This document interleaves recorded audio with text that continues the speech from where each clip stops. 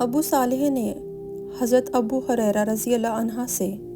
اور انہوں نے رسول اللہ صلی اللہ علیہ وسلم سے روایت کی کہ آپ صلی اللہ علیہ وسلم نے فرمایا، اللہ عز و جل نے فرمایا، میرے بارے میں میرے بندوں کا جو گمان ہو میں اس کے ساتھ اس مطابق ہوتا ہوں، اور وہ مجھے جہاں بھی یاد کرے میں اس کے پاس ہوتا ہوں۔ اللہ کی قسم، اللہ تعالیٰ اپنے بندوں کی توبہ پر تم میں سے ایسے آدمی کی نسبت بھی زیادہ خوش ہوتا ہے جسے چٹیل بیابان میں اپنی گمشدہ سواری سامان سمیت واپس مل جاتی ہے۔ میرا جو بندہ ایک بالشت میرے قریب آتا ہے میں ایک ہاتھ اس کے قریب آ جاتا ہوں، اور جو ایک ہاتھ میرے قریب ہوتا ہے میں دونوں ہاتھوں کی پوری لمبائی کے برابر اس کے قریب ہو جاتا ہوں، اور جو چلتا ہوا میری طرف آتا ہے میں دوڑتا ہوا اس کے پاس آتا ہوں۔ عراج نے حضرت ابو ہریرہ رضی اللہ عنہ سے روایت کی، کہا رسول اللہ صلی اللہ علیہ وسلم نے فرمایا، اللہ تعالیٰ یقیناً تم میں سے کسی کے توبہ کرنے پر اس سے زیادہ خوش ہوتا ہے جتنا تم میں سے کوئی شخص اپنی گمشدہ سواری واپس پا کر خوش ہوتا ہے۔ حداد بن خالد نے کہا، ہمیں حمام نے حدیث بیان کی۔ انہوں نے کہا، ہمیں قتادہ نے حضرت انس بن مالک رضی اللہ عنہ سے حدیث سنائی کہ رسول اللہ صلی اللہ علیہ وسلم نے فرمایا، اللہ تعالیٰ کو اپنے بندے کی توبہ سے تم میں سے کسی ایسے شخص کی نسبت کہیں زیادہ خوشی ہوتی ہے جب چٹیل صحرا میں اس اونٹ کے آنے پر اس کی آنکھ کھلتی ہے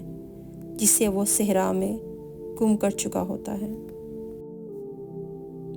عطا بن مینا نے حضرت ابو ہریرہ رضی اللہ عنہ سے روایت کی، کہا رسول اللہ صلی اللہ علیہ وسلم نے فرمایا، اللہ تعالیٰ نے جب مخلوق کے بارے میں فیصلہ فرما لیا تو اس نے اپنی کتاب میں اپنے اوپر لازم کرتے ہوئے لکھ دیا، وہ اس کے پاس رکھی ہوئی ہے، یقیناً میری رحمت میرے غضب پر غالب رہے گی۔ حضرت عمر بن خطاب رضی اللہ عنہ سے روایت ہے، انہوں نے کہا کہ رسول اللہ صلی اللہ علیہ وسلم کے پاس کچھ قیدی آئے۔ ان قیدیوں میں سے ایک عورت کسی کو تلاش کر رہی تھی۔ اچانک قیدیوں میں سے اس کو ایک بچہ مل گیا۔ اس نے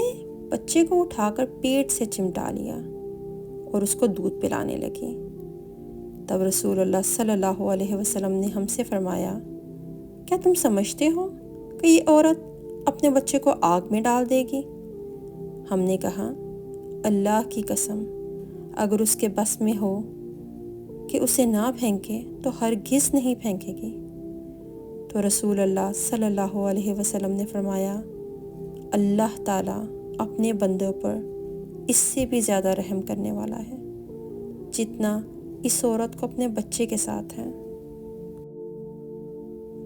حضرت ابو ہریرہ رضی اللہ عنہ سے روایت ہے کہ رسول اللہ صلی اللہ علیہ وسلم نے فرمایا، اگر مومن کو یہ علم ہو جائے کہ اللہ تعالیٰ کے پاس سزا کیا ہے تو کوئی شخص اس کی جنت کی امید ہی نہ رکھے، اور اگر کافر کو یہ پتہ چل جائے کہ اللہ کے پاس رحمت کس قدر ہے تو کوئی ایک بھی اس کی جنت سے مایوس نہ ہو۔ ابن شہاب سے روایت ہے، کہا مجھے حضرت انس بن مالک رضی اللہ عنہ نے خبر دی کہ اللہ نے رسول اللہ صلی اللہ علیہ وسلم کی وفات سے پہلے آپ کی وفات تک لگاتار وحی نازل فرمائی، اور جس دن آپ کی وفات ہوئی اس دن سب سے زیادہ وحی آئی۔ سفیان نے قیس بن مسلم سے اور انہوں نے طارق بن شہاب سے روایت کی کہ یہودیوں نے حضرت عمر رضی اللہ عنہ سے کہا، آپ لوگ مسلمان ایک ایسی آیت پڑھتے ہیں کہ اگر وہ آیت ہمارے ہاں نازل ہوتی تو ہم اس دن کو عید بنا لیتے۔ حضرت عمر رضی اللہ عنہ نے کہا، میں جانتا ہوں وہ آیت کس جگہ اور کس دن نازل ہوئی تھی، اور جس وقت وہ نازل ہوئی تو رسول اللہ صلی اللہ علیہ وسلم کہاں تھے۔ یہ آیت عرفہ کے مقام پر نازل ہوئی تھی اور اس وقت رسول اللہ صلی اللہ علیہ وسلم میدان عرفات میں تھے۔ سفیان نے کہا، مجھے شک ہے کہ حضرت عمر رضی اللہ عنہ جمعہ کا دن تھا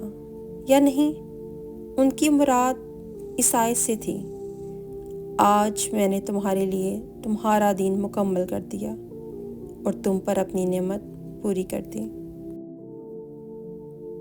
عبداللہ بن ادریس نے اپنے والد سے، انہوں نے قیس بن مسلم سے اور انہوں نے طارق بن شہاب سے روایت کی، کہا، یہود نے حضرت عمر رضی اللہ عنہ سے کہا، اگر یہ آیت ہم یہودیوں کی جماعت پر نازل ہوتی، آج میں نے تمہارے لیے تمہارا دین مکمل کر دیا اور تم پر اپنی نعمت کے تمام کر دیا اور تمہارے لیے اسلام کو بطور دین پسند کر لیا، ہمیں پتہ ہوتا کہ وہ کس دن نازل ہوئی ہے تو ہم اس دن کو عید قرار دیتے۔ حضرت عمر رضی اللہ عنہ نے کہا، میں وہ دن اور وہ گھڑی جس میں یہ آیت اتری تھی اور اس کے نزول کے وقت رسول اللہ صلی اللہ علیہ وسلم کس جگہ تھے سب کچھ جانتا ہوں۔ یہ آیت مزدلفہ کی رات آنے والی تھی، تب اتری تھی اور اس وقت ہم رسول اللہ صلی اللہ علیہ وسلم کے ساتھ عرفات میں تھے۔ ابو اسامہ نے کہا، ہمیں ہشام نے اپنے والد عروہ سے حدیث بیان کی، انہوں نے حضرت عائشہ رضی اللہ عنہا سے، اللہ کے فرمان، اگر تمہیں خدشہ ہو کہ تم یتیم لڑکیوں کے بارے میں عدل نہیں کر پاؤ گے کے متعلق روایت کی۔ عائشہ رضی اللہ عنہا نے کہا، یہ آیت ایسے آدمی کے بارے میں نازل ہوئی جس کے پاس کوئی یتیم لڑکی ہو، وہ اس کا ولی اور وارث ہو، اس لڑکی کا مال میں بھی حق ہو، اس لڑکی کے مفاد کے لیے کوئی شخص جھگڑا کرنے والا بھی نہ ہو، تو وہ آدمی اس لڑکی کے مال کی بنا پر اس کی کہیں اور شادی نہ کرے اور اسے نقصان پہنچائے اور اس سے برا سلوک کرے، تو اللہ نے فرمایا، اگر تمہیں اندیشہ ہے کہ تم یتیم لڑکیوں کے معاملے میں انصاف نہ کر پاؤ گے تو دوسری جو عورتیں تمہیں اچھی لگیں انہی سے نکاح کرو۔ وہ اللہ فرماتا ہے، دوسری عورتوں سے نکاح کر لو جو میں نے تمہارے لیے نکاح کے طریق پر حلال کی ہیں، اور اس لڑکی کو چھوڑ دو جس کو تم نقصان پہنچا رہے ہو۔